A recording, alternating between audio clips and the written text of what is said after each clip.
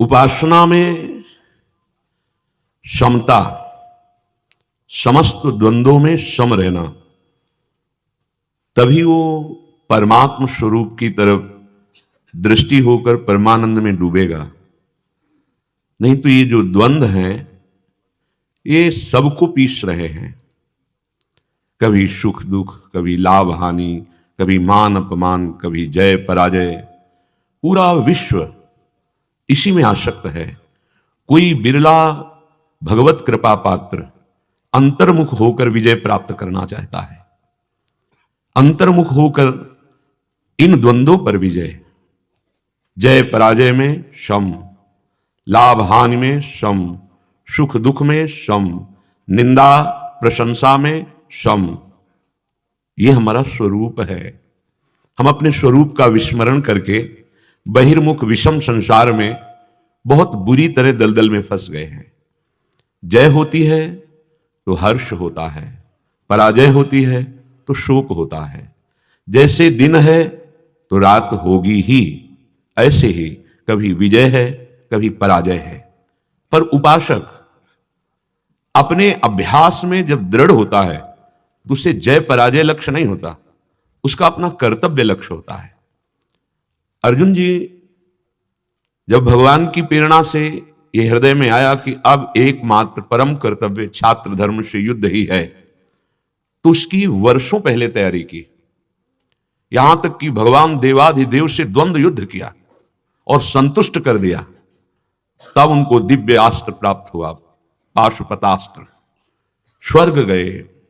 बड़ा अभ्यास, बड़ी कठिन तपस्या, बड़ा प्रयास, तब वो सर्वश्रेष्ठ धनुर्धर, जहां भी जीवन में कभी पराजय का मुख नहीं देखना पड़ा। वो भगवान लीला विलास के कारण कभी ऐसा कि वो हृदय से असंतुष्ट हो रहे हैं कि मेरी जितनी वीरता और दिव्यास्त्र में प्रयोग नहीं कर पाया, वो कुछ क्षण के लिए। अगर हमारा अभ्यास अंतर्मुख है और हम विकारों पर विजय प्राप्त करना चाहते हैं तो निश्चित प्राप्त करेंगे। चाहे बाहरी विजय हो या अंतर की विजय, दोनों में दृढ़ अभ्यास, दृढ़ अभ्यास, बस दृढ़ अभ्यास। इसमें किसी के आशीर्वाद की जरूरत नहीं है। आपका प्रयास, आपका अभ्यास वो आपको सर्वश्रेष्ठ बना देगा। क्योंकि मानव जीवन आशीर्वाद का स्वरूप ही है, ये मिला ही आशीर्वाद स्वरूप है। आप प्रमाद करें, आप अभ्यास में दृढ़ ना हो तो ये काम क्रोध लोभ मोह मद मत्सर, ये विकार बहुत जोर के हैं, इनका बहुत पावर है। ये फिर आपको परास्त करते रहेंगे। आप स्वाभाविक स्थिति प्राप्त नहीं की अपने स्वरूप की, तो पराजय में निराशा आ ही जाती है और निराशा में फिर सतमार्ग में चलना कठिन हो जाता है। ये बहुत ध्यान दीजिए। अगर आपके अंदर निराशा आ गई, आप पराजित हो गए और निराशा आ गई, तो फिर चलना बड़ा मुश्किल हो जाता है। इसलिए जगह जगह पर शास्त्रों में वर्णन पाया गया, महर्षियों से, ब्रह्म ऋषियों से सुना गया, बड़े बड़े अनुभूत महापुरुषों से सुना गया कि समता ये बहुत बड़ी उपलब्धि है मानव जीवन की। जिसके जीवन में समता नहीं आई वो द्वंद्व में परास्त हो जाएगा। द्वंद्व में परास्त हुआ भगवदानंद की तरफ बढ़ नहीं पाता। निर्द्वंद्व भवति। द्वंद्व से ऊपर उठना है, बड़ा कठिन है द्वंद्व से ऊपर उठना, क्योंकि हमारी कहीं ना कहीं अपनापन वृत्ति बनी रहती है और इच्छाएं रहती हैं। ये दो बहुत बंधनकारक वृत्ति है। हमारा अपनापन बहुत फैल गया है और इच्छाएं बहुत बढ़ गई हैं। ये दो हमें द्वंद्वों में फंसा के पीस रहे हैं। देख लीजिए, जहां जहां आपका अपनापन है, वस्तु में, व्यक्ति में, स्थान में, जहां भी, वहां इच्छाएं हैं। जहां अपनापन और इच्छाएं हैं वहां परमानंद भगवदानंद कदापि नहीं, क्योंकि ये दुखालय जगत में है। इसमें वास्तविक सुख किसी को प्राप्त नहीं होता। अगर हमारी मनोभिलाषा पूर्ण हुई तो हम हर्षित हो गए, जो दोष है, क्योंकि शोक पैदा करेगा ही।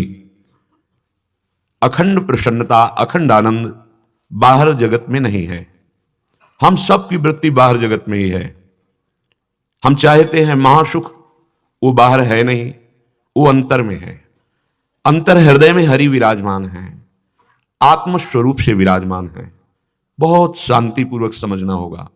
यदि आप सदैव प्रसन्न रहना चाहते हैं, सुखी रहना चाहते हैं, आनंदित रहना चाहते हैं, दुख में नहीं जाना चाहते हैं, तो एकमात्र भगवान की शरण लेकर अनन्य भाव से अंतर्मुख होकर अब ऐसा अभ्यास कि एक क्षण के लिए भी भजन न छूटे, तो आप वास्तविक विजय प्राप्त कर लेंगे। वास्तविक विजय, संपूर्ण संसार के द्वंद्वों पर विजय प्राप्त कर लेंगे। देखो, इस माया का इतना भुलावा प्रभाव है कि हम मां के गर्भ में रहे जहां श्वास लेना भी मुश्किल था, ऐसी झिल्ली में रहे जहां बहुत ही घृणित पदार्थ थे, पास में ही मलाशय मूत्राशय, वहां हम रहे हैं 9 महीने। हमें याद नहीं कितना भयानक कष्ट भोगा है। ऐसे ही हमें याद नहीं कि किन किन योनियों में, किन किन लोकों में, नरक आदि में कितना कष्ट भोगा। ये माया भुला देती है। फिर हम लग गए इसी संसार के सुख दुख में, हर्ष शोक में, हानि लाभ में। कब हम इन द्वंद्वों से निकलेंगे? कौन सा ऐसा शरीर है जो हमें द्वंद्वों से मुक्त कर सके? इसलिए बहुत सावधानी की जरूरत है।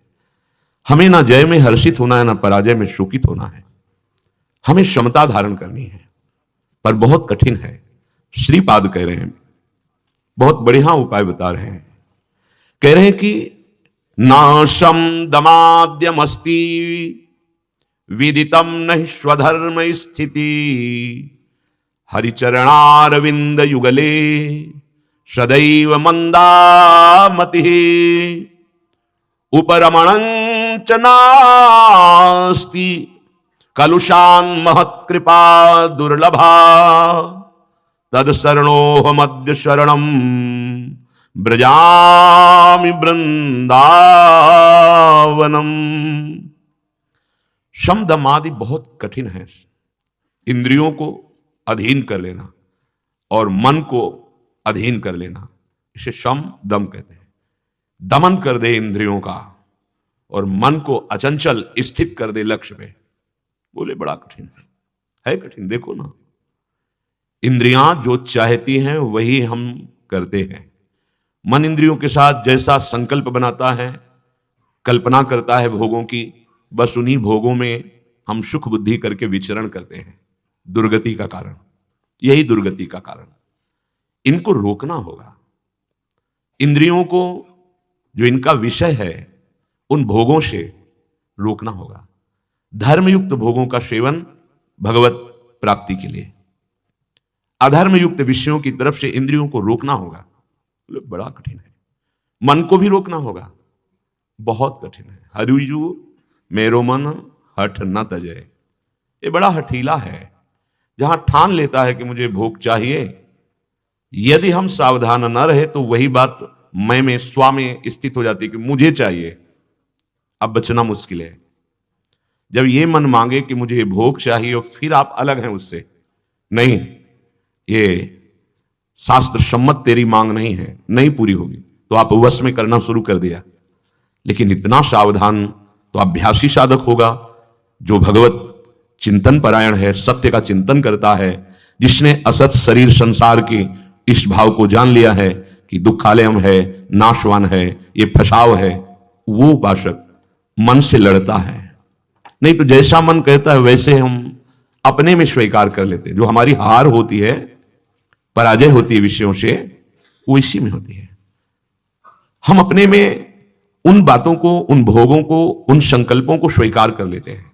यही हमारी पराजय है परमार्थ के पथिक की। जब आप मन में ये बात देखेंगे, आप देखने वाले बनेंगे, तो आप रोक लेंगे।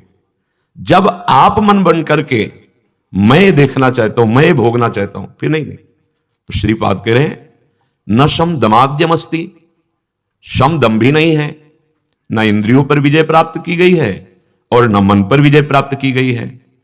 विदितम नहीं स्वधर्म स्थिति, वास्तविक हमारा स्वधर्म क्या है ये कोई जानने के लिए तैयार नहीं है।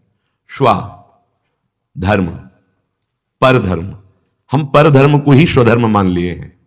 पर है शरीर, पर है संपूर्ण प्रकृति, ये पर है।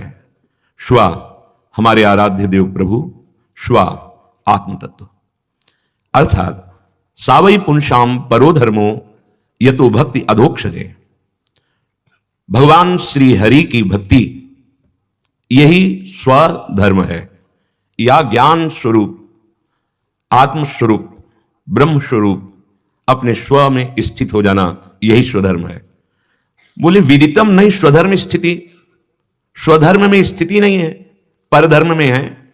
शरीर धर्म, इंद्रियों का धर्म, अंतःकरण का धर्म, इसी में हम हैं। देख लो, अंतःकरण धर्म जो निर्णय करता है वही इंद्रियों के द्वारा हो रहा है, और उसी को मैं में मान लिया है, स्वा में मान लिया है। बोले विदितम, इनको पता ही नहीं कि स्वधर्म किसे कहते हैं। विदितम नहीं स्वधर्म स्थिति, जब पता ही नहीं कि स्वधर्म किसे कहते हैं तो स्थिति कैसे आ जाएगी। तो हमें केवल पता है मैं शरीर हूं, मैं इस कुल का हूं, मेरा ये संबंध, तो मेरा ये धर्म बनता है। ये परधर्म है, परधर्म है। स्वधर्म नहीं, स्वधर्म भगवत स्वरूप है। इसीलिए धर्मम भजस्व सततम, सतत धर्म का भजन करे, त्यज लोक धर्मान, लोक धर्मों का त्याग करके। इसीलिए भगवान के सर्वधर्मान परित्यज्य माम एकम शरणम भज, यह है स्वधर्म। तो विदितम नहीं, किसी को ज्ञान ही नहीं, कोई बिरला ऐसा है जो स्वधर्म को पहचानता है। ना वो अपने स्वरूप को जानता है, ना वो भगवान से संबंध स्वीकार करता है। शरीर और शरीर संबंधियों में, भोगों में बस इसी को धर्म मान लेता है। जो मन कहे वही हमारा करना कर्तव्य है, बस यही द्वंद्वों में हमें पीस रहा है। श्रीपाद कह रहे हरिचरणारविंद युगले सदैव मंदामति, ऐसी मति मंद हो गई है कि प्रभु के चरणों की तरफ तो बढ़ना ही नहीं चाहती है, बढ़ना ही नहीं चाहती है। अगर उससे सीधे मार्ग पर खड़ा कर दे गुरुजन, हरि कृपा, शास्त्र, तो पास से इतनी छोटे छोटे पगडंडियां हैं जो संसार को ही ले जाती है। मन और इंद्रियों को सर्वतो भावेन अपने कर्तव्य का पालन करते हुए प्रभु में लगना बहुत कठिन है। हरिचरणार विंद युगले सदैव मंदामति, श्यामा श्याम के चरणार विंद में मंदमती ये जा ही नहीं रही है, ये भोगों की तरफ ही बढ़ रही है। उपरमणंच नास्ति कलुषान महत कृपा दुर्लभा, इतना हृदय गंदा हो गया है कि संतों के पास भी जाकर के वहां तर्क वितर्क, मलिनता का विचार, महापुरुषों की कृपा प्राप्त करना बड़ा दुर्लभ हो रहा है। महासंगस्त दुर्लभ हो, पहले तो उनका मिलना कठिन है, अगर मिल जाए तो अगम्यों, निर्वाह करना कठिन है, भरोसा दृढ़ नहीं हो सकता, समर्पण दृढ़ नहीं हो सकता, अहम इसमें बहुत बाधा पहुंचाता है। हम अपनी बुद्धि का निर्णय मानते हैं। अगर संत महापुरुषों के एक एक शब्द पर आपकी दृष्टि हो तो आपको कोई फांस नहीं सकता। माया बल वहां प्रयोग करती है जहां अपनी मति होती है, और जहां शास्त्र सम्मति, गुरु सम्मति, वहां माया स्पर्श नहीं कर सकती, क्योंकि माया भगवान की दासी है, भगवान की अनंत शक्तियों में एक महान शक्ति है। जब भगवत वाणी या गुरुवाणी के अनुसार आप चल रहे हैं, बस शब्दों पर ध्यान दीजिए। वो शब्द ऐसे नहीं है कि व्यवहारिक है, एक एक शब्दों पर ध्यान दीजिए, शब्द आपको ब्रह्म में स्थित कर देंगे। मंत्र मूलम गुरु वाक्यम, और कोई बिरला ही शब्दों पर ध्यान देता है कि गुरुदेव क्या बोले। आप अगर उसको दो शब्द भी उसमें मिला दिए तो निर्णय करना बड़ा कठिन हो जाएगा। जैसा शब्द यथावत उनके शब्द बोलिए, ऐसे शास्त्रों में यथावत जो लिखा हुआ है वैसे उसमें अपनी विचार मत थोपिए, माया स्पर्श ही नहीं करेगी। हम भगवत कृपा पात्र बने। यदि हमें दुर्लभ महापुरुषों का संग मिल गया है, तुम अपनी कलुषता का त्याग करें। कलुषता, मलिन बुद्धि के द्वारा उन शब्दों का अर्थ निकालना और अपने मनोनुकूल करके चल देना, तो बोले महत कृपा दुर्लभा। अब वो कृपा जो है वो दुर्लभ हो गई आपको। अब आप अपने पैरों के बल खड़े हो गए, अपने विचारों से अब चलना बड़ा मुश्किल हो गया। यहां गुरुदेव की कृपा बल से और उनके ज्ञान नेत्रों से देखकर चला जाता है। अज्ञान तिमिरांधस्य ज्ञानांजन शलाकया चक्षुरूनि मीलितम मेन, जो हमारे ज्ञान नेत्र ढके हुए थे, खुले नहीं थे, गुरुदेव की कृपा ने ज्ञान नेत्र खोल दिया और हम पर बल भागवतिक आध्यात्मिक प्रदान किया, तो हम उस मार्ग में चल सकते हैं जहां हम अपने विचार, अपनी व्यवस्था, अपनी मानसिकता, अन्य आश्रय, तो महत कृपा दुर्लभ, महत कृपा दुर्लभ हो गई। नहीं तो श्री सूरदास जी महाराज कह रहे हैं, यदि कुछ क्षण के लिए भगवत प्रेमी महात्मा का संग हो जाए हरिजन संग छिनक जो होई, कोटि स्वर्ग सुख कोटि मुक्ति सुख, तासम लहे न कोई। करोड़ों स्वार्गिक सुख, जैसे मृत्यु लोक में केवल भारत ही नहीं है, बहुत से देश हैं, और इतना ही नहीं है, कुछ भूमि में केवल वास है, इससे कई गुना दिव्य भूमि है मृत्यु लोक में, जहां केवल सिद्ध और देवताओं का ही प्रवेश है, वहां मानव देह नहीं जा सकती। ऐसे स्वर्ग बहुत बड़ा है, विशाल है, कोई एक प्रांत जैसा नहीं है। करोड़ों करोड़ों प्रकार के सुखों की बहुतायत, ऐसा बोले कोटि स्वर्ग सुख, करोड़ों स्वर्ग सुख, कोटि मुक्त सुख। बड़ा दुर्लभ वचन बोल रहे हैं महामहिम श्री सूरदास जी। बोले मोक्ष सुख, एक मोक्ष की करोड़ों मोक्ष सुख अगर एक साथ हो तो भगवत प्रेमी महात्मा का क्षण मात्र संग बराबरी नहीं कर सकता। तात स्वर्ग अपवर्ग सुख, धरी तुलाए कंग, तूल न ताहि सकल मिली जो सुख लव सत्संग। प्रेम क्षण में भगवत अर्पित चित्त और जीवन बना सकते हो, बस उनके वचन के अनुसार। पर हमें अपना भार समर्पित करना नहीं आता, अहम से अपना भार स्वयं चलाना आता है। बस यही हमारी उन्नति में, परमार्थ की उन्नति में बाधक बन जाता है। ऐसे ही रहना है, जो कर रहे हो वही करना है, बस भार आराध्य देव के चरणों में दे देना है। उनके सिवा हमारा कोई बल, कोई आश्रय ना हो। यह कहां से बनता है? बोले भगवत प्रेमी महात्माओं के संग से। अक्षर पर चलो उनके, तो क्षर से बच जाओगे। क्षर है विनाशी, अक्षर है अविनाशी, परमात्मा स्वरूप। उनके शब्द जो अक्षर निकल रहे हैं वो तुम्हें अविनाशी में स्थित कर देंगे, यदि अपनी मति न लगाओ। आपका सलाह का कोई संसारिक आदमी, कोई सांसारिक रिश्ता नहीं होना चाहिए, पर प्रायः सलाहकार सगे संबंधी होते हैं और भार स्वयं लेते हैं। निर्णय अपनी बुद्धि का होता है। बहुत से बहुत अगर श्रद्धा बहुत प्रबल है तो सूचना दे देते हैं, अनुमति ले लेते हैं, पर आज्ञा पर कभी ध्यान नहीं दिया गया। और आज्ञा का पालन करने वाला ही परम पद का अधिकारी होता है। आज्ञा शम्न सुसाहब सेवा, अपने साहब की आज्ञा मानना हमारी कोई रुचि नहीं, हमारा कोई कर्तव्य नहीं, आपकी आज्ञा ही हमारा कर्तव्य है। बस निकल गए, निकल गए।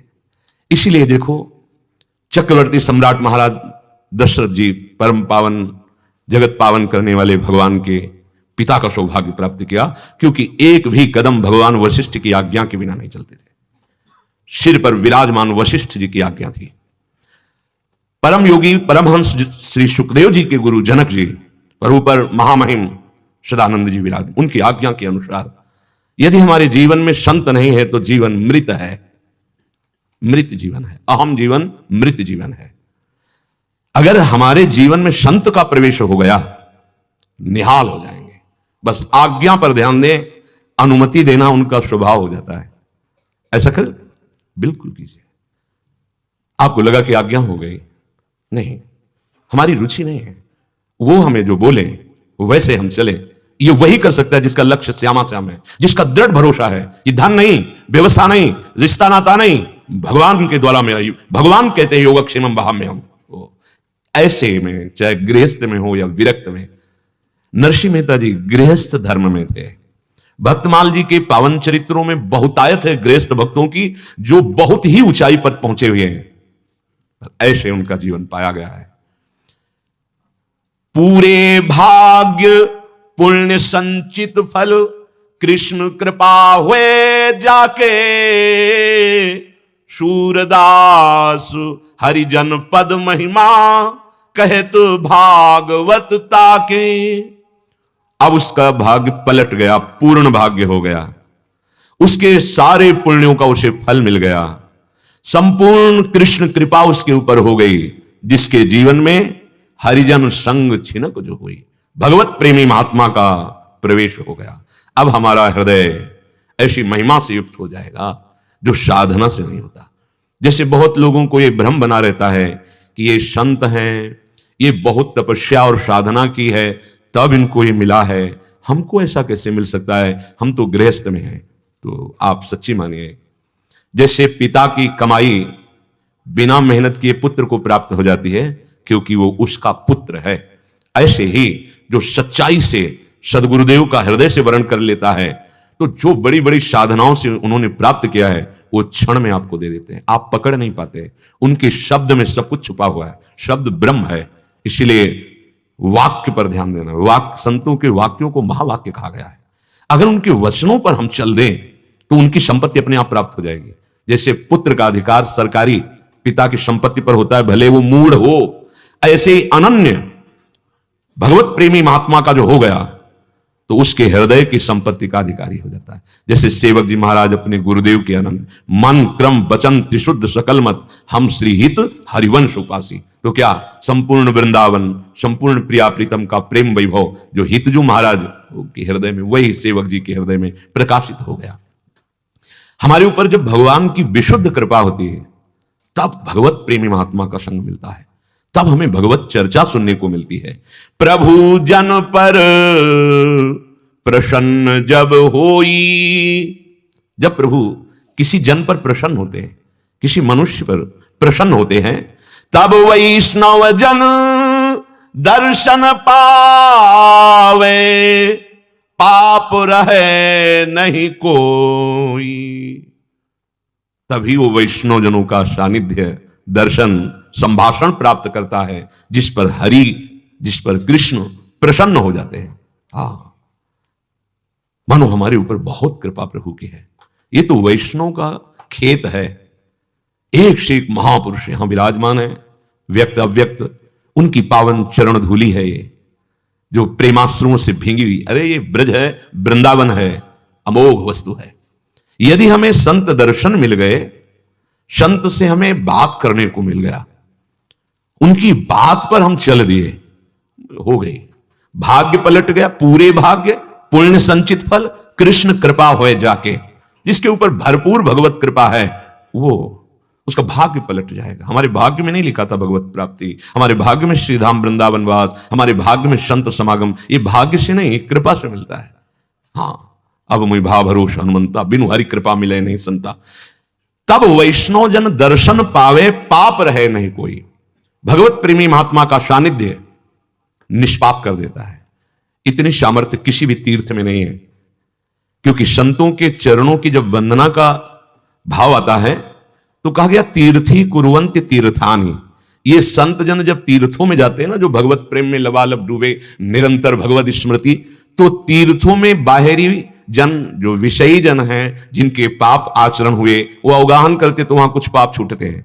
तो तीर्थों के पापों का नाश करने की सामर्थ्य उन भगवत प्रेमी महात्माओं के चरणों में है। तीर्थी कुर्वन्ति तीर्थानि, तीर्थों में पुनः पावन करने का जो सामर्थ्य है वो संतों के चरणों से आता है, क्योंकि उनके हृदय में निरंतर श्री भगवान विराजमान है, निरंतर भगवत स्मृति है। पाप रहे नहीं कोई। गंगा पापम शशितापम दैन्यम कल्पतरुस्तथा पापम तापम तथा दैन्यम हरति साधु समागमाः। अगर कल्पतरु मिल जाए तो कामनाओं की पूर्ति कुछ प्राकृतिक कर सकता है। गंगा जी का सेवन पाप नष्ट करता है।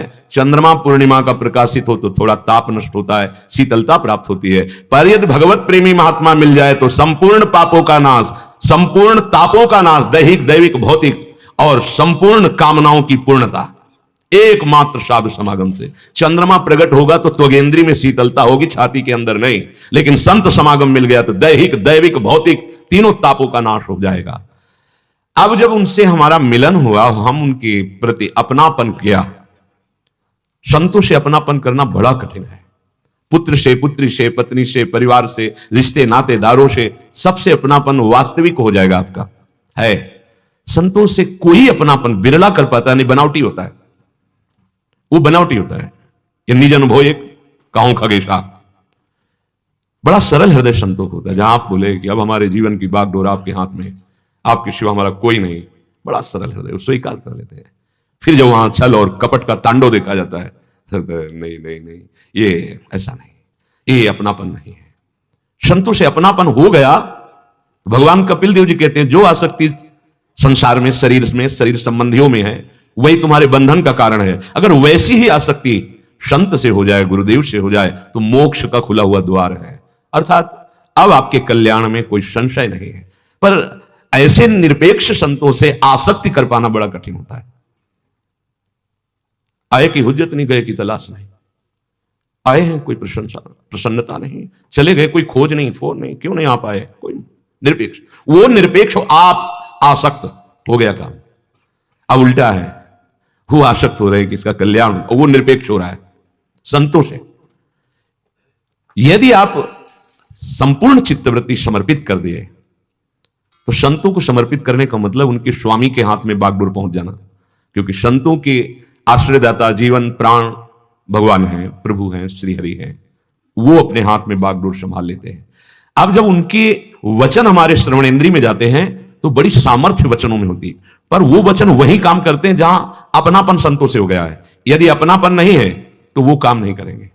इसीलिए जब तक अर्जुन रथ से उतरकर भगवान के सामने प्रणति होकर मैं आपका शिष्य हूं, फिर भी भगवान नहीं बोले, फिर बोले मैं आपको समर्पित हूं। शरणागत का मतलब होता है तन से, मन से, वचन से मैं आपको समर्पित हूं। तभी भगवान गीता का उपदेश किए। संतों का उपदेश उस पर लगेगा, उस पर प्रभाव करेगा जिनका अपनापन हो गया है। अगर गुरुजन कभी हंसी में भी कुछ बोले हैं तो उस पर बहुत गौर से सुना गया है, और जब मनन किया गया तो बहुत सार बात है। बलिहारी गुरु कृपा की जो हमको खींचा, नहीं तो उस शास्त्र के वाक्य पर ही हम फंसे रहते। उसका आंतरिक रहस्य कहां है वहां मैं नहीं पहुंच पाता। गुरुदेव की कृपा। बोले हरि लीला आवेश होई मन, जिससे भगवत प्रेमी महात्माओं का संग मिल गया और गाढ़ अपनापन कर लिया। तुम्हें गुरु वो सुविधा देंगे जो त्रिभुवन में, त्रिकाल में कभी तुमने कल्पना भी नहीं की होगी। उनकी सुविधा श्री राधा जुग चरण निवास, उनकी संपत्ति दंपति संपत्ति पाई है, उनका महासुख कुंज महल की टहल सुख। इस पर दृष्टि रखो, यह महासुख की बात है। अब जब तुम्हारी दृष्टि गुरु पर टिक जाएगी, क्योंकि आपके अंदर वस्तु का लोभ जग गया, प्रिया प्रीतम, और अपने में देखा सामर्थ्य नहीं, प्रदान करने वाले सदगुरुदेव, अब बात बन गई। अब आवेश आएगा उनके वचनों के श्रवण मात्र से, और आपके कदम अध्यात्म में दौड़ पड़ेंगे। हरि लीला आवेश होय मन, प्रत्यक्ष अनुभूत विषय। हम जो कभी साधना से पहुंच ही नहीं सकते, गुरुदेव की मुस्कुराहट ने वहां पहुंचा दिया। बड़े बड़े महापुरुषों का अनुभव, पूज्य पादुड़िया बाबा जी की, बहुत साधन करने पर भी मन को निर्विकार करने में असफल रहा गया। जब गुरुदेव ने कृपा की तो पता ही नहीं चला, और कब वो विकार शांत हो, बिल्कुल अक्षरशः परम सत्य। हरि लीला आवेश होय मन, सकल वासना नाशय।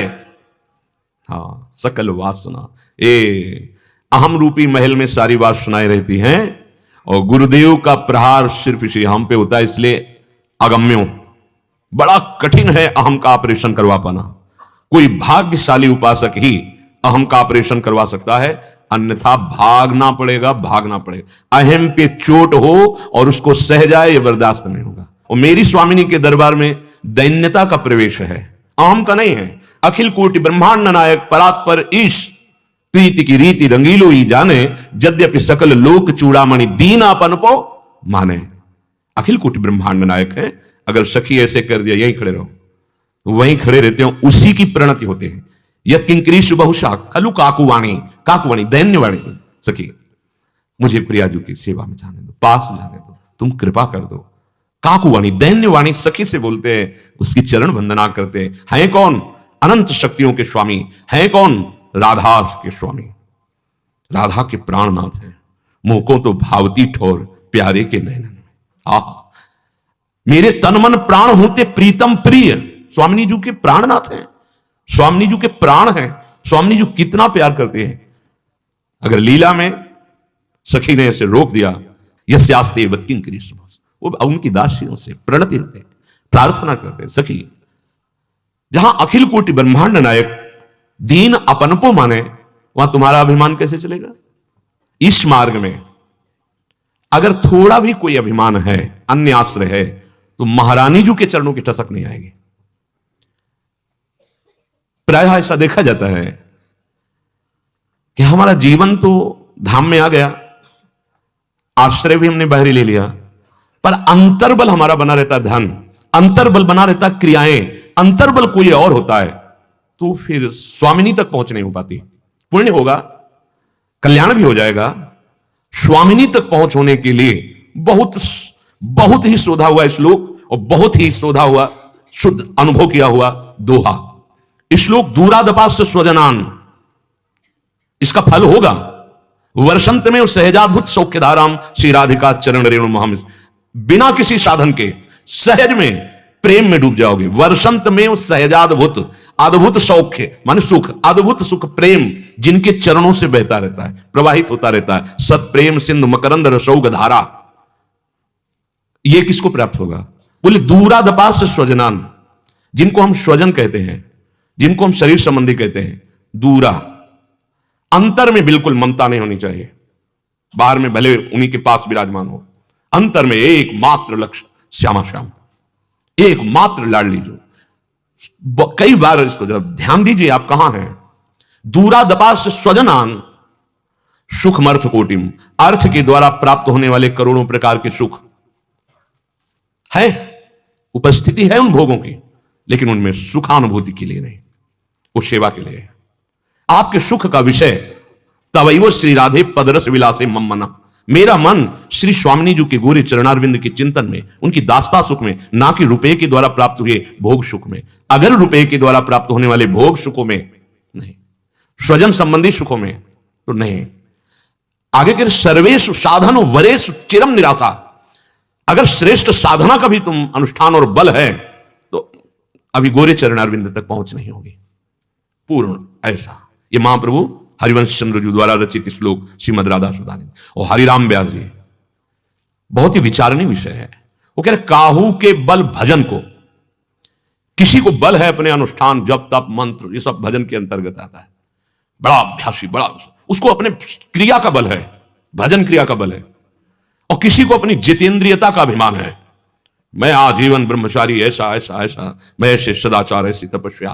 काहू के बल भजन को, काहू के आचार, ये उत्तम बात का उदाहरण दे रहे हैं। विषय संसार किसी व्यक्ति का आश्रय, इनकी तो कोई गुंजाइश ही नहीं। भजन बल, भजन क्रिया का बल और जितेंद्रियता आचार का बल। बोले स्वामिनी जी के चरणों में अभी ये बाधा पहुंचा देगा बल, तो क्या भजन नहीं करते क्या ये जो श्री जी के चरणों के आश्रित होते हैं? हाँ, वो भजन उनका बहुत जोर का होता है, एक विश्वास भजन के बिना नहीं जाती, पर उसमें कृपा वो देख रहे हैं कि स्वामिनी की कृपा से हो रहा है। मेरे में बल कहां था ऐसा कि मैं जितेंद्रिय रह पाता, मैं भजन कर पाता, मैं वृंदावन वास करता, सत्संग सुनता, शास्त्र के अनुसार चल पाता। नहीं नहीं, मुझ अधम में इतनी सामर्थ्य नहीं। ये जो सामर्थ्य आई ये गोरे चरणारविंद के आश्रय से आई, व्यास भरोसे, सीधा स्वामिनी के चरणों के संबंध की बात। हरिवंश महाप्रभु सीधा स्वामिनी, सर्वेषु साधन वरिष्ठिरम निराशा, सीधा श्री जी के चरणों का प्रबल सुदृढ़ आश्रय। अब मेरे जीवन का पूर्ण भार मेरी लाडली जी के हाथ में है। सच्ची मानना बहुत बड़ी बात बन जाएगी। पर हम देखते हैं कि हम कोई ना कोई बल लिए रहते हैं, कोई ना कोई आश्रय लिए रहते हैं, हरि लीला का आवेश नहीं हो रहा। आप देखो कहां देख पा रहे हो आवत श्री वृषभानु दुलारी, कहां आप देख पा रहे हो कि अन्योन्य हास परिहास विलास केले, दोनों परस्पर कैसे परिहास कर रहे, कैसे खेल रहे हैं हमारे जीवनाधार लाडली लाल। देख पा रहे हो? क्यों नहीं देख पा रहे हो? कोई बल है, कोई है आपका। देखो दोनों सिद्धांतों पर खूब विचार करके देखा गया, ज्ञान और भक्ति। ज्ञान के सिद्धांत में एको ब्रह्म द्वितीयो नास्ति, एक ब्रह्म के सिवा दूसरा नहीं। और भक्ति के सिद्धांत में देखा गया मेरे तो गिरधर गोपाल दूसरो वही है। वही वो संस्कृत में वेद बोल रहा है और ये भक्त की छाती बोल रही है, मेरे तो गिरधर गोपाल दूसरो न कोई। दूसरा धन संपत्ति मित्र रिश्ता नाता सबके बीच में रहते हुए भी हृदय में स्थिति दूसरो न कोई, तभी वो द्वंद्वातीत, तभी वो नित्य परमात्मा में स्थित रहता है। हरि लीला आवेश होई मन सकल वासना नासय। कोई और साधन नहीं बताया। बोले किससे?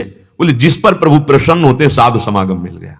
अब साधु समागम जो आपको उपदेश कर रहा है उसके अनुसार चलो, बहुत जल्दी लाभ।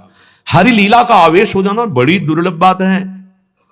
हरिराम व्यास जी ने कृपा का ही वर्णन किया है कि वैसे तो सोयो हो तो विषय मंदिर में, घर में नाना प्रकार की सुख सामग्री, राजा महाराजा सब शिष्य थे, बहुत आनंद से समय कट रहा था। ऐसा लग रहा था कि जो हमें प्राप्त होना है वो हो गया है, आगे कोई इच्छा ही नहीं थी। पर हित गुरु टेरी जगायो, वृंदावन से गुरुदेव भगवान ने मुझे बुलाया कैसे? नवलदास जी गए वहां, जब पद गाया तब लगा कि अरे इतना महासुख वृंदावन में, लाल ललना उनके हृदय को शीतल कर रहे हैं। हित गुरु टेरी जगह आयो, बीच में और कुछ नहीं लिख रहे हैं। अब तो व्यास बिहार बिलोकत, जो लीलाएं सुख नारद मुनि गायो, वो लीलाओं में हमारा प्रवेश हो गया। बोले किसके? बोले गुरु कृपा से, गुरु कृपा से। हरिराम व्यास जी को हरिवंश महाप्रभु की कृपा से नित्य विहार में प्रवेश हो गया। अब तो व्यास बिहार बिलोकत, हरि लीला आवेश होई मन, जिस मन में बड़ी दुर्वासनाएं भरी थी उसमें हरि लीला प्रकाशित हो गई। यह निश्चय विचार करी, सूरदास जी कह रहे हैं, हरि स्वरूप तब भासै। जब यह निश्चय हो जाएगा कि गुरु कृपा ही केवलम, संत समागम ही भगवत प्राप्ति का उपाय है, तो हरि स्वरूप उर्भास है। हृदय में दिखाई देगा कि गौर श्याम जोड़ी विराज, आंख मुंदी तो आंख खुली तो हृदय में प्रिया प्रीतम का अनुभव। तो श्रीपाद कह रहे हैं कि इतनी मलिनता बुद्धि में हो गई है, उपरण मंचन आस्ती कलुषान, इतना हृदय कलुष हो गया है। देखो, अपना मानकर कुछ देना पुण्य, और अपने सहित समर्पित कर देना कुछ लेने देने का विषय नहीं, आपका है, आपका। आप आदेश कीजिए, मेरा मन, मेरा प्राण, मेरा जीवन। जो गीता जी ये गुरुवाणी है, जितने भी शास्त्र हैं गुरुवाणी है, जो वास्तविक सत्य मार्ग पर चलकर संतों ने अनुभव किया, तो भगवान ही उनके हृदय में बैठ के बोलते हैं। पर मेरी कलुषता बुद्धि लगती है। जितना हमारी बुद्धि मानेगी, वो कौन सी बात मानेगी? जो अनुकूल पड़ेगी। और जिसमें लगा अहम नष्ट हो रहा है, फिर वो बर्दाश्त नहीं होगा। तो कह रहे महापुरुषों की भी कृपा प्राप्त करना बड़ा दुर्लभ है। तद शरणो मध्य शरणम ब्रजामि वृंदावनम। तुम जितेंद्रिय नहीं हो पाए, मनोनिग्रही नहीं हो पाए, स्वधर्म में स्थित नहीं हो पाए, हरिचरणारविंद में भी तुम्हारी मति नहीं जाती है, तुम्हारा हृदय इतना कलुषित है कि महापुरुषों के वचनों को तुम पालन नहीं कर पा रहे, तो एक बात मान लो, तुम अपने जीवन को अनन्य भाव से वृंदावन को समर्पित कर दो। ये बहुत जल्दी महापुरुषों से मिला करके तुम्हारे हृदय को पावन करके जितेंद्रिय भी बना देगा, स्वधर्म में स्थित भी कर देगा, और प्रिया प्रीतम के चरणारविंद में मति प्रवेश कर जाएगी, अर्थात हरि लीला में प्रवेश कर जाएगी। जीवन का परम लाभ मिल जाएगा। भगवान श्री कृष्ण चंद्र जो अर्जुन को उपदेश दे रहे हैं कि हे अर्जुन, जैसे छोटे छोटे गड्ढों में, छोटा सा गड्ढा है, अगर हम उससे पानी निकालने की कोशिश करें तो रज मिलने लगती है, और कहीं स्नान की कोशिश करें तो हो ही नहीं सकती और गंदा कर देगी। अगर कहीं बड़ा सरोवर हो तो जल पी भी लो, स्नान भी कर लो, कोई इसमें फर्क नहीं पड़ता है। ऐसे ही ये जितने व्यक्ति वस्तु स्थान है, ये सब गड्ढे के समान है, इनका आश्रय लेना पक्का पूरे जीवन का अनुभव करें। बहुत देखा है, विचरण करने वाले जो संत जन होते हैं वो अपने आप सम हो जाते हैं, क्योंकि व्यवहारों से ज्ञान होता चला जाता है, और वो जब हृदय में जलन होगी तो उससे बचने का उपाय एक ही मात्र, सम हो जाओ, समता, निरपेक्ष हो जाओ, कोई अपेक्षा मत रखो, स्पृहा शून्य हो जाओ। आप लोगों को भी कहते हैं कि कहीं ऐसा विश्वास मत करो कि आप किसी से प्यार सच्चा कर रहे हैं, आपको कोई प्यार ना, आप उसको जानते हैं ना वो आपको जानता है, केवल स्वार्थ का खेल हो रहा है। प्रेम तो शुद्ध सच्चिदानंद में प्रभु से ही केवल होता है, और आप करते भी अंदर से प्रभु से, पर आप जानते नहीं, शरीरों से आप प्यार नहीं करते। जब प्रभु अंतर ध्यान हो जाते हैं तो शरीरों को नष्ट कर देते हैं बहुत। हे अर्जुन, इन द्वंद्वों से बचने के लिए एकमात्र उपाय है, जैसे विशाल सरोवर के प्राप्त होने पर फिर हमें गड्ढों की याद नहीं आती, ऐसे विशाल आश्रय श्री भगवान का, जिन्हें परमात्मा कहा गया, ईश्वर कहा गया, उनका आश्रय लेने से कभी धोखा, अशांति, दुख, छल कपट का कहीं भान नहीं रह जाएगा। नहीं, बाहर आपको यही मिलेगा, धोखा, छल कपट, अशांति, कहीं भी करके देख लो, पक्का। अंततः गत्वा तुम्हें अगर दुख ना हो तो हमें बताना, अगर पश्चाताप ना हो कि हमने गलत किया तो हमें बताना, पूरी सृष्टि में। क्योंकि स्वार्थ का तांडव है, प्रेम का नहीं। प्रेम जानते नहीं किसे कहते हैं। प्रेम सत है, नित्य है, यह केवल सत और नित्य से ही होगा। सत और नित्य है आत्म तत्व श्री भगवान, दूसरा नहीं है। ये शरीर, ये सब कामनाओं की आसक्ति है, कामनाओं की। जब कामनाएं हमारी नहीं पूरी होती फिर प्यार करके कोई दिखावे, सामने वाला प्रतिकूल व्यवहार करे और हम उसे प्यार करें, ऐसा असंभव। ऐसा तो कोई महात्मा ही कर सकता है, दूसरा नहीं। जो नित्य तत्व की प्राप्ति चाहता है या नित्य तत्व में स्थित है, उसी में सामर्थ्य होती है, दूसरे में नहीं। श्री भगवान कह रहे हैं, यावानर्थ उदपाने सर्वतः संप्लुतोदके तावान सर्वेषु वेदेषु ब्राह्मणस्य विजानतः।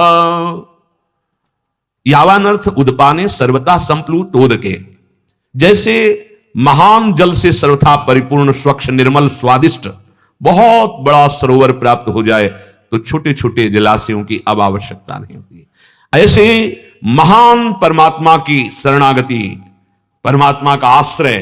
अब इसीलिए जिन्होंने भगवान का पूर्ण आश्रय लिया उनके हृदय में जो सुख हुआ तो बोल पड़े, न पारमेष्ठ्यम न महेंद्रधिष्णम न सार्वभौमम न रसाधिपत्यम न योग सिद्धि अपनर्भवम। नहीं चाहिए ब्रह्मा का पद, न देवराज इंद्र का पद नहीं चाहिए। क्यों? क्योंकि ऐसा महान आश्रय मिल गया, ऐसा आनंद समुद्र मिल गया कि अब इन छोटे छोटे गड्ढों की जरूरत नहीं। देखो हृदय में ऐसे महान के आश्रित होने की हमारे अंदर जो वृत्ति चाहिए, वो वृत्ति अन्य आश्रय लिए बहुत देखते हैं सूक्ष्मता से। जरा सी भी वस्तु, जरा सा भी व्यक्ति से स्वार्थ की पूर्ति वो फौरन अपनापन कर लेता है। बहुत ही सावधानी की जरूरत है। ये जीवन परमात्मा प्राप्ति के लिए एकमात्र श्री भगवान का, एकमात्र माम एकम शरणम व्रज। छोटी छोटी पगडंडियां हैं आश्रय की, आपको लगेगा ये सब भगवत स्वरूप ही तो है बहुत। इसीलिए चाहे शिव बिरंच सम होई गुरु बिनु भव निधि तरह। ऐसे हमें नहीं पता, हम जो निर्णय कर रहे हैं, हमारे जो सलाहकार संसारिक रिश्ते नाते हैं, वो हमको वही सलाह देंगे जिसमें हमारी वृत्ति फंसेगी। लेकिन वृत्तियों को हटाकर सच्चिदानंद प्रिया प्रीतम में स्थित करना, यह केवल गुरु प्रताप होगा और इसी से परम पद की प्राप्ति होती है। केवल केवल सच्चिदानंद में स्थित होना। अनन्यस चिंतयन्तो माम, देखो जाग के चिंतन क्या हो रहा है, आश्रय क्या है, बहुत सूक्ष्म विषय। आंतरिक चिंतन को अगर पूर्ण रूप से प्रभु में समर्पित कोई कर पाया तो गुरु कृपा पात्र, गुरु कृपा ही केवलम। ये जगत गुरु बोल रहे हैं, ये सब गुरुओं के हृदय में बैठ करके बोलते हैं यही, ढांचा कोई और हो लेकिन बोलते यही हैं। इन्हीं की जो समझ से हम समझ पाएंगे इनको, सोई जाने जे देव जनाई, तो आप ही गुरु के हृदय में बैठ करके बोलते हैं अपने मार्ग को। जैसे महान जलाशय के प्राप्त होने के बाद पिपासा शांत हो जाती है, हम प्यासे घूम रहे हैं, ये भोग मिल जाए, ये पद मिल जाए, ये जीत जाऊं, ये कभी नहीं तुम सुखी होगे, कोई नहीं हुआ। बड़े बड़े चक्रवर्ती सम्राट हुए, सब भोग वैभव सब नहीं हुआ। देवराज इंद्र के पद में भी बैठ गए, नहीं हुआ। एकमात्र प्यास बुझेगी तो इस महान आनंद समुद्र में, जो आनंद सिंधु सुख राशि, एक हरि में, एक प्रभु में, एक परमात्मा में। मान लीजिए प्रार्थना, तुम्हारी वासनाओं की पूर्ति। यहां की जय कितने मिनट की, मृत्यु से जय प्राप्त कर लिए क्या? अच्छा, यहां की पराजय कितने मिनट की, क्यों शोक करते हो? यदि आप भगवान की शरण में हो तो पराजय भी तुम्हारी जय का स्वरूप बन जाए, और भगवान से विमुख हो तो जय भी पराजय ही है। क्या होगा? थोड़े दिन बाद श्वासें खत्म होने वाली है। ये जय जाएगी क्या आपके साथ? नहीं जाएगी। कितने दिन आपको कोई जानेगा? सच्चिदानंद भगवान का अवतार हुआ था तो लोग मान नहीं रहे, जान नहीं रहे, फिर तुम्हारे पार्थिव शरीर के नाम को, पार्थिव क्रियाओं को कौन जानेगा? जो सच्चिदानंद को नहीं जानना चाहते, उनका नाम नहीं लेते, तो आपका कौन नाम लेगा? व्यर्थ की। अन्य आश्रय नहीं, अन्य आश्रय नहीं, एकमात्र परमात्मा का।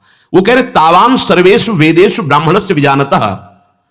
श्री भगवान कह रहे ऐसे जन, कैसे जन? जिन्होंने एकमात्र प्रभु का आश्रय लिया। अब ये अंदर से देखना है, आश्रय बनाने में देर नहीं लगती है। ये मन बड़ा बेईमान है, जरा सी कहीं अनुकूलता मिले तो ये अपने हैं, अगर ये अपने हैं तो और पराये हो जाएंगे, तो आ गया द्वंद्व, फंस गए। जहां से निकलना था वही फिर फंस गए। सब अपने हैं, कोई अपना नहीं है। ये बात, सब अपने हो कोई अपना नहीं, एक में ये दो बातें कैसे हो सकती है? सब अपने हैं क्योंकि प्रभु सब में विराजमान, कोई अपना नहीं क्योंकि जितने रूप है मायाकृत हैं। ये अपने नहीं, ना ये और ना ये, और सब अपने हैं क्योंकि इसमें भी प्रभु विराजमान है, इसमें भी प्रभु, सब में प्रभु। तो प्रभु को देखकर सब अपने हैं। इतने अपने इतने पराये, द्वंद्व खड़ा कर दिया, पिस हो गए। यही हो रहा है। एकमात्र प्रभु का आश्रय, एकमात्र। क्या हुआ? बोले तावान सर्वेषु वेदेषु। ये बात वहां पढ़ाई नहीं पढ़नी पड़ेगी, सब वेदों का तात्पर्य आपके हृदय में स्फुरित हो जाएगा। सच्ची बात मान लो, ज्यादा दौड़ भाग नहीं करनी पड़ती। जहां हो हृदय से एकमात्र भगवान का आश्रय ले लो। अब नहीं समझ में आ रहा है, नहीं समझ में आ रहा। अरे पूरा त्रिभुवन इतने में रचा है, पलक झपकते, और पूरे त्रिभुवन का विनाश पलक झपकते ही हो जाएगा। भ्रकुटी विलास सृष्टि लय हुई। ऐसे महान को तुम अपना मान लिए, वही अपने है।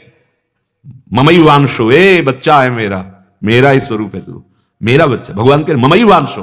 दुर्भाग्य है हम नहीं बोल पा रहे कि आपके सिवा मेरा कोई नहीं। हे नाथ, मैं आपका, आप मेरे। भगवान कह रहे कि जहां ऐसा किया तो वो महापुरुष बन गया। इसका मतलब है संपूर्ण रूप से भगवान में समर्पण होना ही भगवत प्राप्ति है। संपूर्ण रूप से भगवान में समर्पित हो जाना ही सब ज्ञान का उदय हो जाना है। तो जो हमारी जीवन यात्रा चल रही है समर्पण के लिए चल रही है। हमारे एक एक वृत्ति, जैसे गोपी जनों के समान नहीं कहा गया। उद्धव जी, सनकादि जी, बड़े बड़े महापुरुष हैं, सब गोपी चरण वंदना करते हैं। क्यों? क्योंकि गृहस्थी का लीला स्वरूप करते हुए एक एक वृत्ति भगवान में स्वाभाविक अर्पित है। देखो, विरक्त होकर अगर हम भजन निरंतर कर रहे हैं तो कोई खास बात नहीं, क्योंकि हमारा एक ही बस भजन करना ही कार्य है। गृहस्थी में सैकड़ों कार्य हैं, सैकड़ों प्रपंच हैं, और उसमें वो रहकर भजन करता है, भगवान को अपना मानता है, सबकी सेवा करता है। ओ धन्याति धन्य, धन्याति धन्य। गोपीजन सब ग्रह कार्य करते हुए प्रभु श्री कृष्ण के प्रेम में विकल रहते। इसलिए बड़े बड़े महापुरुषों ने चरण धूलि वंदना की। परमहंस सुखदेव जी गान कर रहे, कितनी बड़ी बात है। एकमात्र परमात्मा का आश्रय लेते ही तावान सर्वेषु वेदेषु ब्राह्मण से विजानता। भगवान कह रहे हैं वो सब कुछ वेदों का परम ज्ञान उसके हृदय में प्रकाशित हो जाएगा। वो परमात्म तत्व को प्राप्त हो गया। विजानता कौन? जिसने आश्रय पक्का केवल भगवान का। केवल शब्द पे टिक पाना बहुत कठिन, अंदर से देख लो। केवल भगवान का, यही पूरे जीवन की साधना, तपस्या, उपासना है कि केवल भगवान का आश्रय रह जाए। केवल महापुरुषों में देखा है, बने तो रघुवरते बने, बिगड़े तो भरपूर। बोले तावान सर्वेषु वेदेषु ब्राह्मण से विजानता। एक बात देख लो, वो सर्व वेदों का सार ज्ञान उसके हृदय में जागृत हो जाएगा। वो परमात्मा प्राप्त हो जाएगा जो केवल केवल भगवद आश्रय, जो राका बाका जी के पावन चरित्र में आता है। ऐसा जोर का आश्रय भगवान का। बड़े बड़े महापुरुषों के जीवन में एक बात पाई गई, देखो, व्यास भरोसे एक भगवद आश्रय। ये छोटी मोटी स्थिति नहीं, बहुत बड़ी स्थिति है। अपने संबंध में स्थित रहना, भगवत संबंध। मामा प्रयागदास जी खूब बादशाह की तरह, और जब कोई कहता कि भजन तो तुम करते नहीं, माला लिए दिखाई दे, अरे माला वो जपे, हमारे तो जीजा राम जी और जिज्जी जानकी जी। संबंध, व्यास भरोसे कुंवर के सोवत पांव पसा। भरोसा, अनन्यता है, एक भरोसो, एक बल, एक आस में। ये साधना की अंतिम परिणति है, अंतिम परिणति। पूरा जांच कर हृदय में देख लो, कोई न कोई आश्रय पकड़े रहते हो, सीधे सीधे आराध्य देव से। भगवान कह रहे हैं कि उसकी स्थिति ऐसी हो जाती है, सर्व ज्ञान उसके हृदय में प्रकाशित हो जाता है, वो महापुरुष हो जाता है, वो परमात्मा तत्व को प्राप्त कर लेता है। जितने भी, ध्यान दीजिए, वेदों में कहे हुए साधन हैं, यज्ञ, दान, तपस्या, तीर्थ, व्रत, उपवास, जो भी, ये सब पुण्य प्रदान कर सकते हैं। इनसे उसका कोई संबंध नहीं रहता। किसका? ये छोटे छोटे सरोवर है, जो महान जलाशय का आश्रय, जो भगवत पूर्ण आश्रित हो गया, तो क्या उसके जीवन में नहीं होता? क्या नहीं होता है? उसका जीवन ही यही होता है, लेकिन आश्रय नहीं होता उसका आश्रय आंतरिक बात समझनी है। इन क्रियाओं का, इनके फलों का, दोनों का आश्रय नहीं होता, न फल का आश्रय और न क्रिया का आश्रय। और खूब भजन साधन होता है। जो भगवत आश्रित है वो कोई प्रमाद में से पड़ा थोड़ी रहता है। अरे चैन नहीं, पड़ा कैसे रह सकता है? बिल्कुल नहीं, बिल्कुल नहीं। वो सुंदर साधना होती है जो आदर्श होती है, पर उससे साधना का बल नहीं होता। बल होता है अपने आराध्य देव का। साधना हो रही है, पर ना साधना के फल से उसको मतलब है और ना उस साधना से संबंध है। संबंध प्रभु से केवल, ये आंतरिक बात है। तभी कह रहे, देखो, जो केवल भगवद आश्रित हो चुका मन वचन कर्म से, उसको संपूर्ण ज्ञान हो जाता है, परमात्मा साक्षात्कार हो जाता है। वेदों में जितने भी यज्ञ, दान, तपस्या, तीर्थ, व्रत, ये जितने भी साधन हैं, उसका उनसे कोई संबंध नहीं रहता। तो क्या ये सब उसके जीवन में नहीं होते? भरपूर होते हैं। शास्त्र में जितने साधन लिखे सब देख लोगे उसके जीवन में, पर उसको मतलब नहीं होता, आश्रय नहीं होता उसका। व्रत का आश्रय, तप का आश्रय, यज्ञ का आश्रय, ये आश्रय प्रियालाल का, अपने आराध्य देव का। अर्थात अब ये जितने छोटे छोटे सरोवर हैं इनसे उसका कोई संबंध नहीं। महान जलाशय एकमात्र प्रभु से।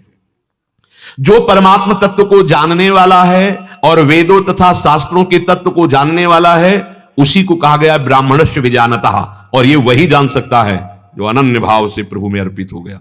किंचन मात्र अन्य भरोसा नहीं। बड़े से बड़ा भय आवे तो देखो तुम्हारा मन कहां भाग के गया, कहां गया? भरोसा उसका जो उस संपूर्ण त्रिभुवन में व्याप्त है, उस परम तत्व का भरोसा। हम भरोसा बहुत जल्दी प्रकृति का कर लेते हैं पर परमात्मा का नहीं। ये बहुत दगाबाज मन है। जब तक भगवत साक्षात्कार ना हो जाए तब तक अपने मन रूपी शत्रु से ही सावधान रहना चाहिए। परमात्मा तत्व जिसको प्राप्त हो जाता है तो 3 गुणों का प्रभाव उसके ऊपर होना बंद हो जाता है। यह है भगवत प्राप्त का लक्षण। न सतोगुण का प्रभाव, न रजोगुण का प्रभाव, न तमोगुण का प्रभाव। वो त्रिगुणातीत हो जाता है। नित्य सत्वस्थ, नित्य सत्य वस्तु परमात्मा में स्थित हो जाता है। जिसको भगवत प्राप्ति हो जाती है वो निर्द्वंद हो जाता है। मान अपमान सुख दुख लाभ हानि इसका प्रभाव नहीं पड़ता है। बुखार उतर गया है तो थर्मामीटर बताएगा, आपके कहने से नहीं होगा। ये भागवतिक थर्मामीटर है। एकमात्र जो भगवत आश्रित हो जाता है उसे भगवान का साक्षात्कार हो जाता है। सारी साधना उपासना एकमात्र मन बुद्धि सबको समेटकर प्रभु के चरणों में लगाने के लिए। पूरे जीवन के जीवन बीत जाते हैं समेटने में, इसीलिए भगवत प्राप्ति दुर्लभ कही गई है। और सर्व संगोपहो हिमाम, बड़ी जल्दी समिटा देते हैं गुरुदेव, बड़ी जल्दी समेटवा देते हैं। इसलिए सर्व संगोपहो हिमाम सत्संगा, सत्संग बहुत जल्दी समेट देता है। और समिटा हुआ ही भगवान का आशिक कहलाता है, प्रेमी कहलाता है। सबकी ममता ताग बटोरी, बस इसी में साधना है। कितनी जल्दी तुम अपने शरीर और शरीर संबंधी भोगों में, शरीर संबंधी रिश्ते नातेदारों में जो फैली हुई ममता है उसे समेटकर प्रभु में लगा देते हो। यही साधना है। यही भगवत प्राप्ति दुर्लभ नहीं है। कठिन पड़ रहा है समिटना, अन्य आश्रय छोड़ना कठिन पड़ रहा है। जे भी छोड़ा पूर्ण आश्रित हुए तो भगवत प्राप्ति हो गई, भगवान कह रहे। और जिसको भगवत प्राप्ति हो जाती है उसकी पहचान बोले वो 3 गुणों का उसके ऊपर प्रभाव नहीं पड़ता, ना सतोगुण का, ना रजोगुण का, ना तमोगुण का, क्योंकि वो त्रिगुणातीत परमात्मा तत्व में स्थित हो गया है। दूसरी बात, वो निर्द्वंद हो जाता है। कोई भी द्वंद उसके हृदय में जलन या हर्ष पैदा नहीं कर सकते। मान अपमान, शत्रु मित्र, निंदा स्तुति, लाभ हानि या जन्म मृत्यु आदि का द्वंद कोई भी उसे स्पर्श नहीं कर सकता। और ना उसमें राग द्वेष रह जाते हैं, ना किसी से राग और ना किसी से। यह है भगवत प्राप्त की स्थिति। निर्द्वंद, त्रिगुणातीत, बिल्कुल राग द्वेष की स्फुरणा ही नहीं होती है। नाप लेना चाहिए कि मेरे अंदर है कि नहीं। और वो नित्य तत्व में स्थित महापुरुष निर्योगक क्षेम हो जाता है। अब उसे अपने योगक्षेम की भी चिंता नहीं रहती, न शरीर की, न मन की, न, क्योंकि वो नित्य तत्व में स्थित हो गया है। योगक्षेम कहते हैं अप्राप्ति की प्राप्ति करना, और क्षेम कहते हैं प्राप्ति की रक्षा करना। अब वो ऐसे तत्व को प्राप्त हो गया जिसके प्राप्त होने के बाद कुछ प्राप्त करना बाकी ही नहीं रहता। ऐसे तत्व को प्राप्त हो गया है कि वो कभी छीण ही नहीं होता। उसकी रक्षा करने की क्या, वो तो नित्य भगवत स्वरूप में स्थित हो गया है। तो निर्योगक क्षेम स्थिति आ गई। अब योग क्षेम की परवाह नहीं, कोई द्वंद्व नहीं व्यापता, कोई माया का प्रभाव उसके ऊपर नहीं पड़ता। वो राग द्वेष रहित हुआ महापुरुष परमात्मा तत्व में स्थित माना जाता। हाँ, भगवत प्राप्ति हुई है। सच्चाई से चलोगे तो मानव देह भगवत प्राप्ति के लिए ही मिला है। कोई भी वस्तु, व्यक्ति, स्थान, पद, ये सब भाव खत्म हो जाते हैं जिससे भगवत प्राप्ति होती है। वो सदा ऐसे परमात्म सुख में निमग्न रहता है जैसे कोई महान सरोवर के प्राप्त होने पर छोटे मोटे गड्ढों की याद नहीं आती। ये कैसे प्राप्त होता है? भगवान कह रहे तुम्हें जो कर्तव्य मिला है बस दृढ़ता पूर्वक करो। कर्तव्य करने में प्रायः जब हम कोई कर्म करते हैं तो हमारी इच्छा पहले जागृत हो जाती है कि इसका हमको ये फल मिले। फिर हम बाद में अगर फल मिल गया तो हर्षित हो जाते, फल ना मिला तो शोकित हो जाते। द्वंद्व में हम फंस रहे रहते हैं। इसलिए श्री भगवान आगे के श्लोक में कहते हैं कर्मण्ये वाधिकारस्ते मा फलेषु कदाचन मा कर्म फल हेतुर्भूर्मा ते संगोस्त्व कर्मणि। कर्तव्य कर्म करने में तेरा अधिकार है। देखो, हम अगर वास्तविक विजय चाहते हैं तो हमें आदर्श विजयी पुरुषों का चरित्र देखना होगा। थोड़ा सा काम बना, अनुकूलता मिली, विजय मिली कि फूल करके विषयों में उतर जाते हैं, इसलिए पराजय निश्चित हो जाती है। थोड़ा अभ्यास किया और हम विजय चाहते हैं, नहीं। अर्जुन जी रात और दिन दोनों हाथों से धनुष चलाने का अभ्यास करते थे। सब्यसाची दिन में प्रकाश में अभ्यास करते थे तो उनके अभ्यास की प्रियता को देख करके द्रोणाचार्य जी ने कहा, कभी अंधेरे में अर्जुन को भोजन करने को अवसर मत देना। तो एक दिन ऐसा ही हुआ, दीपक जल रहा था, अचानक बुझ गया, तो बिना देखे वो अभ्यास से ऐसे मुख में जा रहा था। अर्जुन ने तुरंत विचार किया कि बिना देखे भी लक्ष्य पे जा रहा है, इसका मतलब बिना देख। तो एक दिन शाय शाय की आवाज आ रही थी, अंधेरे में देखा कि अर्जुन अभ्यासरत है। द्रोणाचार्य जी गए, बोले तुम नींद क्यों नहीं ले रहे? बोले गुरुदेव, मुझे सर्वश्रेष्ठ धनुर्धर बनना है, तुम्हारा अभ्यास देखकर मैं तुम्हें आशीर्वाद देता हूं कि तुम सर्वश्रेष्ठ धनुर्धर ही बनोगे। अब इसमें आशीर्वाद, जैसे लोग कहते हैं आशीर्वाद प्रदान होता है या कर्म प्रदान होता है, तो आप बोलो आशीर्वाद से कर्म बन रहा है या कर्म से आशीर्वाद मिल रहा है? उनका अभ्यास। हम थोड़े से अभ्यास की सफलता में भूल जाते हैं। नहीं नहीं, यदि हमें महान बनना है, हमें सर्व विजयी बनना है, तो हमारा केवल लक्ष्य अभ्यास, हार जीत पर नहीं। हम इतने खुश ना हो जाएं, इतने उतावले ना हो जाएं कि विजय हमारी हाथ से चली जाए, हम इतने निराश ना हो जाएं कि हम विजय के लिए उत्साह ही छोड़ दें। दोनों बातें बिना अध्यात्म के बात समझ में नहीं आती। केवल हमको अपने कर्तव्य पर ध्यान देना है और रात दिन अभ्यास। विजय तो चरण चूम लेगी। जो जितना अभ्यास में शिथिल होता है उतना ही वो पराजित होता है, चाहे अध्यात्म का साधक हो चाहे लौकिक हो। जो अभ्यास कुशल है, देखो अभ्यास का प्रभाव कि आंख में पट्टी बांध करके भी लक्ष्य भेद देना, अभ्यास ये तभी होता है जब अपने कर्तव्य को भगवान मान लिया जाता है और उसके परिणाम पर दृष्टि नहीं रहती। केवल उस प्रवीणता हमारी अपने कर्तव्य को सांगो पांग पूरा करना, बस निकल जाओगे। बिल्कुल अध्यात्म में भी यही आवश्यक। हमें भजन का फल क्या मिल रहा है, हमें क्या नहीं मिल रहा है, हमें नहीं देखना। हमें जो आज्ञा है, जो सेवा है, जो साधन दिया गया है, तत्परता पूर्वक उस पर कमी नहीं आने देंगे। फल की तरफ नहीं देखेंगे। फल की तरफ देखेंगे तो निराश हो जाएंगे। कर्मण्ये वाधिकारस्ते, कर्तव्य कर्म करने में ही तेरा अधिकार है। अपने अधिकार में रहो, फलों में कभी नहीं। अतः तू कर्म फल का हेतु भी मत बन और तेरी कर्म ना करने में भी आसक्ति ना हो। फल की आकांक्षा से हमारा कर्म करने में उत्साह होता है, इसलिए कहा कि कर्म ना करने में भी ऐसा नहीं कि अब मैं क्यों करूं जब फल की आकांक्षा नहीं करना पड़ेगा। कर्तव्य कर्म के लिए तुम्हारी मानव देह मिली है, और जब ये सब झूठा ही संसार तो नहीं, ये अंदर से मान करके आपको कर्तव्य कर्म स्वांग दिया गया है, अक्षरशः उसका पालन करो। प्राप्त कर्तव्य कर्म का पालन करने में तेरा अधिकार है, तू इस बात में स्वतंत्र है। क्योंकि मनुष्य योनि कर्म योनि है। मनुष्य के सिवाय दूसरी कोई भी योनि नया कर्म नहीं कर सकती। पशु पक्षी आदि जंगम वृक्ष लता स्थावर प्राणी कोई भी नया कर्म करने का अधिकार नहीं है, केवल मानव देह को है। देवता भी नया कर्म नहीं कर सकते, केवल किए हुए पुण्यों का भोग भोग रहे हैं। वो यज्ञ दान आदि शुभ कर्म जो पूर्व में हुए उसके परिणाम को स्वर्ग में भोग रहे हैं, वो वहां नया अनुष्ठान नहीं कर सकते। भगवान के विधान के अनुसार केवल मनुष्य शरीर में यह छूट दी गई है कि तुम नया कर्म करके आप अपनी दुर्गति कर सकते हो या आप अपनी सदगति कर सकते हो। जो केवल सुख भोग में लिप्त रहता है, भगवत प्राप्ति के लिए नया अनुष्ठान नहीं करता है, तो वो नारकी जीव है। मनुष्य योनि में भी भोग का परिणाम दुष्कर्मों में उतार देना, दुष्कर्मों का परिणाम नरक आदि नाना प्रकार के दुख भोग कर फिर नारकी योनियों को प्राप्त होना। मनुष्य जन्म में कर्म करना ही है, कर्म बनेगा ही। सावधान नहीं रहे तो दुष्कर्म हो जाएगा, तुमसे दुष्कर्म बन जाएगा। अगर सावधान हो गए तो सत्कर्म बन जाएगा, आप उन्नति को प्राप्त हो जाएंगे।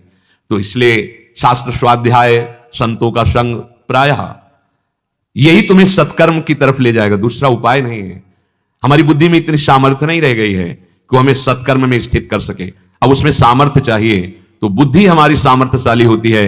भगवान के जो मार्ग में चलने वाले, भगवत प्राप्ति की प्रबल लालसा वाले साधक हैं या जो भगवत प्राप्त हो गए वो सिद्ध हैं, दोनों से हमें बल मिलता है। भगवान की सेवा रूपी यदि कर्म बन जाए तो इसी जन्म में उद्धार हो जाए। बहुत बढ़िया अवसर अपने लोगों को दे दिया। देखो रात दिन अपने को प्रभु ने अपने धाम में, अपने नाम में, अपनी सेवा में हमें रहने का अवसर दिया। मतलब अब इसके आगे हमें कुछ नहीं चाहिए। आप सच्ची मानिए, ये कोई साधन नहीं है, ये सिद्ध वस्तु मिली। धाम सिद्ध वस्तु है, श्री जी की सेवा सिद्ध वस्तु है। बस हम अपने मन को इसमें लगा दें, अंतिम जन्म उसका हो जाता है। तभी हम सब जैसे कहते हैं कि भगवत प्राप्ति कोई कठिन नहीं, आप उसे बहुत हल्के में ले लेते हैं कि शायद ये भरोसा दिलाने के लिए कह रहे। नहीं, आप भगवत आश्रित हो गए हो, भगवान नाम जप कर रहे हो, माना कुछ गलतियां आप में हैं, पर हमारे प्रभु का स्वभाव है कि रात न चित प्रभु चूक किए की करत सुरत सहबार है की। और हमारे प्रभु के नाम का प्रभाव है, कोई भी गलती रहने नहीं देगा, गलती की जड़ को नष्ट कर देगा। आप जपते रहिए, चलते रहिए। अगर आपने भगवत सेवा सत्कर्म को छोड़ दिया, तो अब हमारी जब भगवत सेवा की बात आती है तो केवल इतना ही समझ में आता है ठाकुर जी का श्रृंगार करना, आरती करना, भोग लगा देना। नहीं नहीं, आपकी किसानी, व्यापारी, नौकरी जो भी है, ये सब भगवत सेवा के अंतर्गत, कई बार सुन चुके हैं। उसे भगवत सेवा मानकर समर्पित कर दो तो इसी जन्म में तुम्हारा उद्धार हो जाएगा। गृहस्थ में रहते हुए नाम जब चल रहा है और जो जो कर्म कर रहे हैं भगवान को समर्पित कर रहे हैं, भगवत सेवा हो गई। और ये तो प्रगट भगवत सेवा है ही, पर वो भी भगवत सेवा है। और जो सुख भोग के लिए मनमानी कर्म करता है, वही कर्म बंधन में फंस जाता है और जन्मता मरता रहता है। कर्म तो दोनों से हो रहे हैं, एक से दुष्कर्म हो रहे हैं मनमानी, और एक से सत्कर्म हो रहे हैं जो शास्त्र और गुरु की आज्ञा के अनुसार चल रहा है। कोई भी कर्म बिना फल दिए नहीं रह सकता, कोई भी कर्म, पक्का समझ लो। आप फल की आशा छोड़कर जब करोगे तो सांगो पांग करने में उत्साह रहेगा, और फल की आशा रख के करोगे तो 1 साल हो गया सत्संग सुनते, 1 साल हो गया भजन करते, यहां कोई परिवर्तन तो दिखाई नहीं दे रहा। अरे अविनाशी है वो, तुम चिंता मत करो, इसका ऐसा फल प्रकट होगा कि परिवर्तन की वृत्ति ही खत्म हो जाएगी, आनंद में डूब जाओगे। थोड़ा थोड़ा एक एक बूंद भी घड़े में डालते जाओ तो एक दिन भर जाता है। आप सत्कर्म में लगे हैं, एक दिन पूर्णता को प्राप्त हो जाएंगे। भगवान कहते हैं कि तुम्हें केवल सेवा रूपी कर्तव्य कर्म करना है। सेवा कौन सी बनेगी? आज्ञा समन सुसाहिब सेवा। क्या आज्ञा है? तस्मात् शास्त्रम प्रमाणम ते कार्या कार्यो व्यवस्थित हो। तुम गृहस्थ में हो, तुम्हारे लिए जो कर्तव्य कर्म है वही तुम्हारी पूजा है। नाम स्मरण करते हुए भगवद आश्रित होकर अपने कर्मों को भगवत समर्पित करते जाओ, तुम्हारा आखिरी जन्म हो जाएगा। आगे इसी की और व्याख्या है, मां फलेषु कदाचन। तो आगे